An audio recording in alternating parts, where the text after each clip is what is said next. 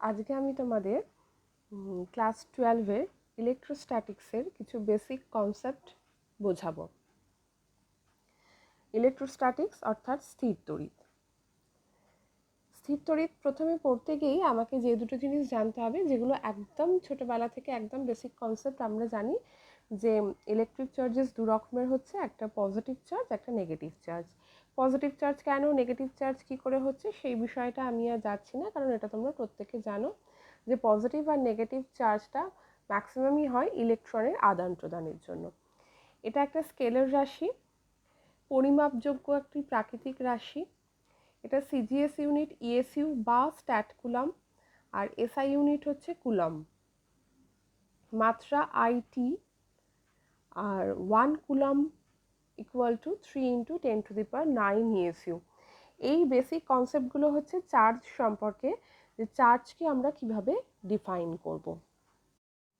আমরা নেক্সট আসবো নেক্সট টপিকে, যে যখন কোনো বস্তুকে তড়িতাহিত করা যায়, এটা আমরা জানি যে তড়িতাহিত করার মানে হচ্ছে শুধুমাত্র ইলেকট্রনের সংখ্যা কমানো বা ইলেকট্রনের সংখ্যা বাড়ানো। এবার তড়িতাহিত হবার পর বস্তুর ভরের কি কোনো পরিবর্তন হয়? আধানের তো পরিবর্তন হয়, এটুকু আমরা জেনে গেছি। যদি আমরা ইলেকট্রন বেশি দিয়ে দিই, ইলেকট্রনের আধিক্য হয়, তাহলে সেক্ষেত্রে সেটা নেগেটিভলি চার্জড হয়। আর যদি সুতরাং তড়িতাহিত হবার পর বস্তুর ভরের কোনো পরিবর্তন হয় কিনা সেটা আমরা দেখব। আমরা ফার্স্ট পয়েন্টে আছি, যদি ধরে নিই আমি কোনো বস্তুকে ধনাত্মক আধানে আহিত করা হলো। ধনাত্মক আধানে আহিত করা মানে কিছু ইলেকট্রন নিয়ে নেওয়া। কিছু ইলেকট্রন আমি যেই নিয়ে নেব, তাহলে ধরে নিই 4টি ইলেকট্রন নিয়ে নেওয়া হলো, তাহলে সেই 4টে ইলেকট্রনের যে ভর, সেই ভর কিন্তু কমে যাবে। অর্থাৎ কতটা ভর কমবে? বস্তু কর্তৃক হারানো ইলেকট্রনের সংখ্যা, সেটা 4টে হোক, 5টা হোক, 6টা হোক, 7টা হোক, 8টা হোক, হোয়াট এভার। আর তার সাথে ইলেকট্রনের ভর, একটি ইলেকট্রনের ভর।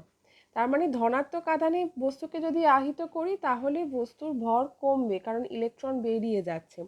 ঠিক অপোজিটটা হবে কিভাবে?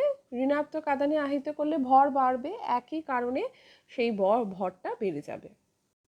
আমাদের নেক্সট টপিক হচ্ছে quantisation of charge. Quantisation of charge মানে হচ্ছে যখন কোনো বস্তুতে আমরা আধান দেব বা আধান নেব, মানে তড়িতাহিত করব, তখন সেটা কিন্তু মূল যে আধান তার অখণ্ড গুণিতক হবে। আমাদের এই তড়িতাহিত করা বা না করাটাই পুরোটা নির্ভর করে ইলেকট্রনের সংখ্যার ওপর। ধনাত্মক হোক বা ঋণাত্মক হোক, এই ইলেকট্রনের সংখ্যা দিয়ে কিন্তু আমরা এই তড়িৎ আহিতকরণটা ব্যাখ্যা করতে পারি।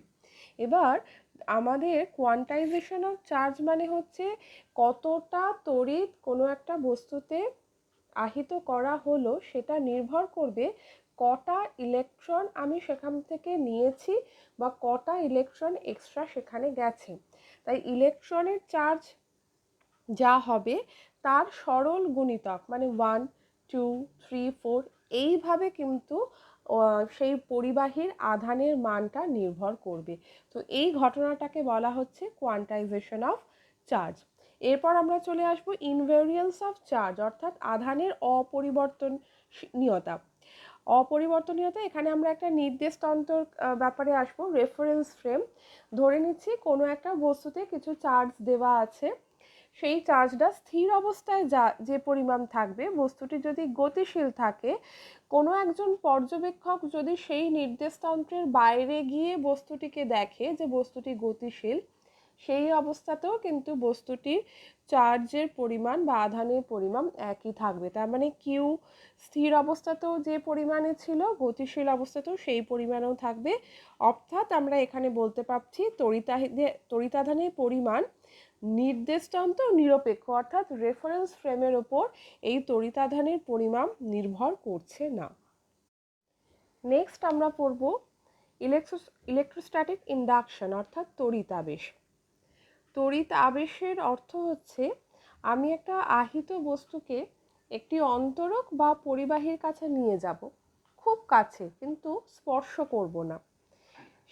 সেই অবস্থায় দেখা যাবে এই বস্তুটি, সেটা অন্তরক হোক বা পরিবাহী, ধরে নিচ্ছি এই বস্তুটার কাছে আমি এই আহিত বস্তুটাকে এনেছি, সেক্ষেত্রে সাময়িকভাবে, মানে যতক্ষণ এই আহিত বস্তুটি এর কাছে থাকবে, এই অন্তরক বা পরিবাহীটির কাছে থাকবে, সাময়িকভাবে এই পরিবাহীটি কিন্তু আহিত হবে। কিভাবে? এখানে যদি আমি প্লাস ধনাত্মক আধান থাকে, তাহলে নিকটবর্তী প্রান্তে সবসময় তার বিপরীত আধান তৈরি হবে। অর্থাৎ এখানে যদি প্লাস তৈরি হয়, তাহলে এখানে হবে মাইনাস। আর এখানে যদি মাইনাস তৈরি হয়, অবভিয়াসলি এই দিকে প্লাস তৈরি হবে, কারণ একটা পরিবাহীর বা অন্তরকের দুদিকে দুরকম চার্জ থাকবে। এর ফলে এই বস্তুটি সাময়িকভাবে আহিত হবে, সাময়িকভাবে এর মধ্যে একটি তড়িতাধানের প্রভাব দেখতে পাবো।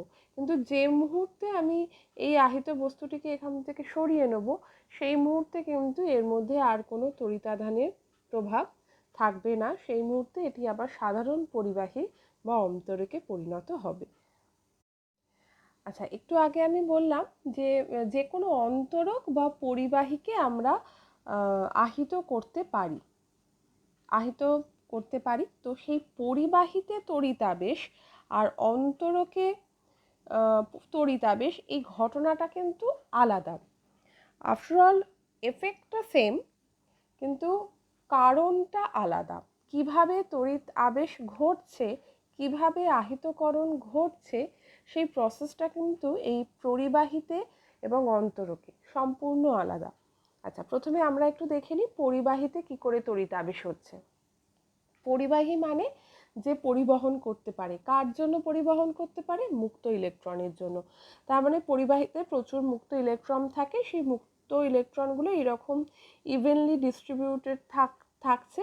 এবার সেখানে আমি যেই একটা বস্তু আনছি, কোনো আহিত বস্তু আনছি, তাহলে সে কি করবে? যে চার্জের, যে আধানের বস্তুটি আনবো, তার বিপরীত আধানটা এক প্রান্তে চলে আসবে। এখানে আমি পজিটিভ আধানের বস্তু এনেছি, তাহলে ইলেকট্রনগুলো সব একটা সাইডে চলে আসবে এবং ঠিক সেই সঙ্গেই এই দিকে আমার পজিটিভ চার্জ অর্থাৎ ধনাত্মক আধানের প্রাধান্য দেখা যাবে। অর্থাৎ এখানে ইলেকট্রনের আধিক্য ঘটবে আর এখানে ইলেকট্রনের ঘাটতি।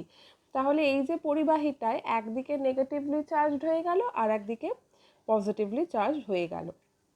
এবার প্রশ্ন হচ্ছে, এটা তো হয়ে গেল, কিন্তু ততক্ষণই এর প্রভাব থাকবে যতক্ষণ এই আহিত বস্তুটি উপস্থিত থাকবে এর কাছে। যে মুহূর্তে এই আহিত বস্তুটিকে আমি সরিয়ে নেব, ঠিক আগের মতোই সেই মুহূর্তে এই ইলেকট্রনগুলো আবার এই ইভেনলি ডিস্ট্রিবিউটেড হয়ে যাবে। ইভেনলি ডিস্ট্রিবিউট হয়ে যাওয়ার পর সেটা আবার এই সাধারণ পরিবাহীতে পরিণত হবে। তখন কিন্তু আর এর মধ্যে কোনো তড়িতাবেশের গুরুত্ব থাকবে না। এবারে আমি চলে আসব অন্তরকে তড়িতাবেশ আমি কি করে এক্সপ্লেন করব।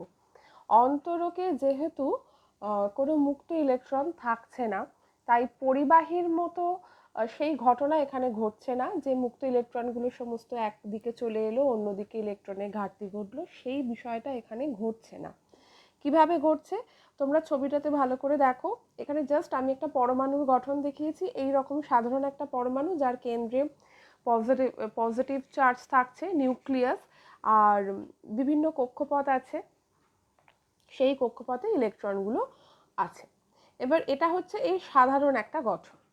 কিন্তু যে মুহূর্তে আমি কোনো আহিত বস্তুকে এর কাছে আনবো, সেই মুহূর্তে পরমাণুর গঠনটা ঠিক এই রকম দেখতে হয়ে যাবে। দেখো, এর আহিত বস্তুকে, একটা পজিটিভলি চার্জ বস্তুকে আমি এর কাছে, খুব কাছে নিয়ে এসেছি। এর ফলে কি হবে? ইলেকট্রনগুলো এই পজিটিভ আধানটার কাছে আসতে চাইবে। এবার সেটা আসতে গিয়ে এদের কক্ষপথগুলো আর গোলাকার না থেকে এদের কক্ষপথগুলো এমন একটা আকার ধারণ করবে এবং এরা এমনভাবে, এই ইলেকট্রনগুলো এমনভাবে এই পজিটিভ চার্জের দিকে আকর্ষিত হবে যে এখানে একটা পোলারাইজেশন হবে। পোলারাইজেশন মানে আগের ছবিটায় দেখেছো যে একদম পজিটিভ চার্জ মাঝখানে আছে, তাকে কেন্দ্র করে নেগেটিভ চার্জগুলো সমবন্টন করা আছে। এখানে কিন্তু সেই বিষয়টা আর থাকবে না। একদিকে দেখো ইলেকট্রনগুলো চলে এসছে আর অন্যদিকে পজিটিভ চার্জ অর্থাৎ নিউক্লিয়াস এটা আর একদিকে চলে গেছে। তার মানে দুটোর মধ্যে গঠনের পার্থক্য তোমরা বুঝতে পারছো। অর্থাৎ অন্তরকে যেটা হচ্ছে, অন্তরকে ইলেকট্রনের পোলারাইজেশন হচ্ছে, অর্থাৎ পরমাণুটার পোলারাইজেশন হচ্ছে। ইলেকট্রনের যে কক্ষ, ইলেকট্রনের যে কক্ষের কেন্দ্রে আর নিউক্লিয়াস থাকছে না। ফার্স্ট ছবিটায় আমি দেখেছিলাম যে একদম ইলেকট্রনের কক্ষপথগুলোর কেন্দ্রে নিউক্লিয়াস আছে, কিন্তু এক্ষেত্রে এই কক্ষপথগুলোর কেন্দ্রে আর নিউক্লিয়াস থাকছে না, নিউক্লিয়াস একদিকে সরে যাচ্ছে, ইলেকট্রন একদিকে সরে আসছে। তার মানে কি হচ্ছে, পরমাণুর গঠনের একটা বিকৃতি ঘটছে। এই বিকৃতি সমস্ত পরমাণুর ক্ষেত্রে ঘটছে। এর ফলে কি হচ্ছে, একদিকে পজিটিভলি চার্জড হয়ে যাচ্ছে, একদিকে নেগেটিভ, অর্থাৎ ইলেকট্রনের সংখ্যার আধিক্য থাকছে, একদিকে ইলেকট্রনের সংখ্যার ঘাটতি দেখা যাচ্ছে। অর্থাৎ এই পজিটিভ আর এই নেগেটিভ চার্জের মধ্যে একটা আপেক্ষিক ব্যবধান দেখা যাচ্ছে। এই আপেক্ষিক ব্যবধানের জন্যই অন্তরক পদার্থটি আহিত হচ্ছে। আবার ঠিক একই রকমভাবে এই আহিত বস্তুকে যদি আমি সরিয়ে নিই, তাহলে সেই মুহূর্তে আবার সেই গঠনটা আগের গঠনে ফিরে যাবে, এবং যেমনভাবে আবার সেই গঠনের মধ্যে একটা সামঞ্জস্য তৈরি হবে, আবার সেই বস্তুটি একদম পিওর অন্তরক পদার্থে পরিণত হবে। এবার আমরা দেখব যে আবেশ তো হলো, পরিবাহীকে কি করে আবেশ করানো যায়, অন্তরকে কিভাবে আবেশ ঘটানো যায়, সমস্ত আমরা দেখলাম। এবার আমরা দেখব এই আবেশের ফলে যে আধানগুলো তৈরি হচ্ছে তাদের আমরা কি বলবো। এখানে আধানের দুরকম নাম দেবো। একটি আবেশী আধান অর্থাৎ ইনডিউসিং চার্জ, আর একটি আবিষ্ট আধান অর্থাৎ ইনডিউস চার্জ। আবেশী আধান হচ্ছে যে আধানের প্রভাবে আবেশ হচ্ছে। যে আহিত বস্তুটাকে আমি আনছি সেটির মধ্যে যে আধান আছে সেটাকে বলা হচ্ছে আবেশী আধান, আর যে আধান তৈরি হচ্ছে তাকে বলা হচ্ছে আবিষ্ট আধান। এবার যে আধান তৈরি হচ্ছে তাকে বলা হচ্ছে আবিষ্ট আধান। এই আবিষ্ট আধানকে আবার দুভাগে আমি ভাগ করতে পারছি, তাদের দুরকম প্রকৃতি, একটা মুক্ত আধান, একটা বদ্ধ আধান। মুক্ত আধান কাকে বলবো? যেটা আবেশের দরুন দূরে তৈরি হচ্ছে, দূরের প্রান্তে গিয়ে তৈরি হচ্ছে, নিকটতম প্রান্তে তৈরি হচ্ছে না, সেই আধানকে আমি বলবো মুক্ত আধান। আর আবেশের দরুন নিকটতম প্রান্তের আধানকে বলা হবে বদ্ধ আধান। যেমন ধরো আমি তোমাদের একটা ছবি এঁকে দেখাচ্ছি, ধরো এই পরিবাহীটাকে আমি আহিত করব, তার পাশে আমি এই একটি পরিবাহী এনেছি, আমি ধরে নিচ্ছি এটা প্লাস, তাহলে এই আধানটাকে বলা হবে আবেশী আধান। এবার আবেশী আধানের প্রভাবে এখানে এখানে মাইনাস তৈরি হলো, এখানে প্লাস আধান, ধনাত্মক আধান তৈরি হলো, তাহলে এই দুটো আধানকে আমি বলবো আবিষ্ট আধান। এবার এর মধ্যে এই আধানটা যেটা নিকটতম প্রান্তে তৈরি হচ্ছে তাকে বলবো বদ্ধ আধান, যেটা দূরবর্তী প্রান্তে তৈরি হচ্ছে সেটাকে বলা হবে মুক্ত আধান। এবার আহিত যে পরিবাহীটাকে আমরা আহিত করব, তার আধান কিন্তু সর্বদা পরিবাহীর বাইরের পৃষ্ঠে থাকবে, বাইরের প্রান্তে, অর্থাৎ এই প্রান্তে। এই যে আমরা দেখছো বাইরের প্রান্তে থাকবে। তবে বিশেষ বিশেষ কোনো অবস্থানে আমরা পরিবাহীর ভেতরেও চার্জ করতে পারি, আধান আহিত করতে পারি। সেটা কিভাবে একটু দেখো। ধরে নিচ্ছি এটা একটা ফাঁপা পরিবাহী, সেই পরিবাহীর ভেতরে যদি আমি একটা চার্জ রেখে দিই, আমি এখানে এক্সাম্পলের জন্য ধরো রেখেছি প্লাস, ধনাত্মক আধান, তাহলে তার ভেতরের সারফেসে তৈরি হচ্ছে মাইনাস, ঋণাত্মক আধান। আর ঠিক তার উল্টোটা তৈরি হবে, অর্থাৎ এখানে পজিটিভ, ধনাত্মক আধান তৈরি হবে বাইরের সারফেসে। এবার বাইরের সারফেসকে আমি যদি কোনো রকমভাবে আর্থিং করে দিই বা হাত দিয়ে টাচ করি, তাহলে এই সমস্ত বাইরের আধানগুলো কিন্তু নিস্তড়িত হয়ে যাবে, এরা চলে যাবে। তাহলে পড়ে রইল কে? শুধু এই ভেতরে যে নেগেটিভ চার্জড হয়েছে সেইটা পড়ে রইল। এইভাবে বিশেষ ব্যবস্থা করে আমরা কিন্তু কোনো পরিবাহীর ভেতরে আধান দিয়ে আহিত করতে পারি, কিন্তু জেনারেলি আহিত পরিবাহীর আধান সর্বদা পরিবাহীর বাইরের পৃষ্ঠেই থাকে। আহিত পরিবাহীর আধান যে সর্বদা পরিবাহীর বাইরের পৃষ্ঠে থাকে তার একটা অ্যাপ্লিকেশন হিসেবে আমরা বলতে পারি ইলেকট্রিক স্ক্রিন বা তড়িৎ পর্দা।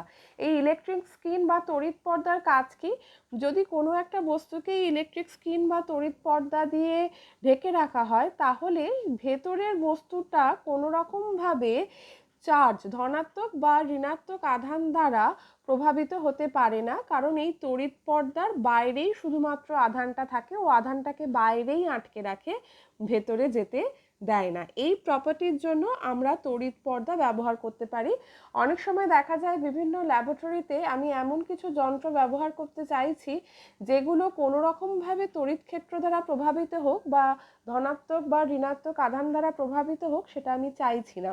সেক্ষেত্রে আমি কি করব, আমি তড়িৎ পর্দা দিয়ে যদি সেটাকে ঢেকে দিই তাহলে সেটা সুরক্ষিত থাকবে। এরপর আমরা চলে আসব যে পরিবাহীর পৃষ্ঠে যদি আধান থাকে তাহলে সেই আধানের বণ্টনটা কিভাবে থাকে, কিভাবে ভাগ করা থাকে সেই আধান। জেনারেলি আমাদের মনে হতে পারে যে আধান তো সমানভাবে ভাগ হওয়ার কথা, সমানভাবে ডিস্ট্রিবিউট হওয়ার কথা, কিন্তু বিষয়টা তা নয়।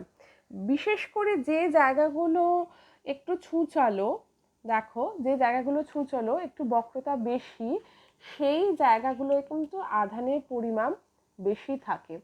সেই জায়গাগুলোতে অন্যান্য তলের তুলনায় আধানের পরিমাণ বেশি থাকবে। যেমন দেখো এখানে আমি একটা আয়তক্ষেত্রকার একখানা পরিবাহী নিয়েছি, তাহলে একে যদি আমি আধান দিয়ে আহিত করি এর বাইরের পৃষ্ঠে সব জায়গায় সমান আধান ডিস্ট্রিবিউট করা থাকবে, কিন্তু এই কর্নারগুলোয় দেখো আমি একটা করে বাল্ব মতো এঁকেছি, এর মানে হচ্ছে এই জায়গাটায় আধানের পরিমাণ বেশি থাকবে। এটা যে কোনো ছুঁচলো জায়গায়, এখানে শুধু এই ক্ষেত্রে নয়, যে কোনো ছুঁচলো জায়গায় আধানের পরিমাণ বেশি থাকে। আমাদের নেক্সট টপিক আধানের তলমাত্রিক ঘনত্ব, তার মানে আধানটা যে ছড়িয়ে আছে কোনো একটা পরিবাহীর মধ্যে তার ঘনত্ব কি সেটা আমরা বার করব। ঘনত্ব এখানে আমি বলতে পারি আধানের পরিমাণ, টোটাল আধানের পরিমাণ ডিভাইডেড বাই তার ক্ষেত্রফল, অর্থাৎ এখানে সিগমা, সিগমা মানে আধানের তলমাত্রিক ঘনত্ব, সেটা কিউ বাই এ। যদি আমি গোলক ধরে নিই, গোলকের ক্ষেত্রে সেটা হয়ে যাবে কিউ বাই 4πr², কারণ 4πr² হচ্ছে একটা গোলকের ক্ষেত্রফল।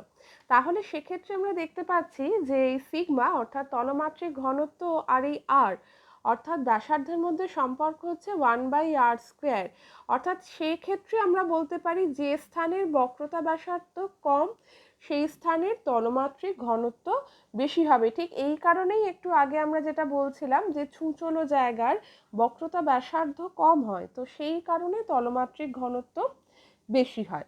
তলমাত্রিক ঘনত্বের একক কি, সিজিএস আর এসআইএ আমরা এখানে দেখিয়েছি, stat coulomb per centimetre square আর এখানে কুলাম পার মিটার স্কোয়ার, মাত্রা L⁻⁻² TI। আমরা নেক্সট এক্সপ্লেন করব সূচিমুখের তড়িৎ মক্ষণ ক্রিয়া।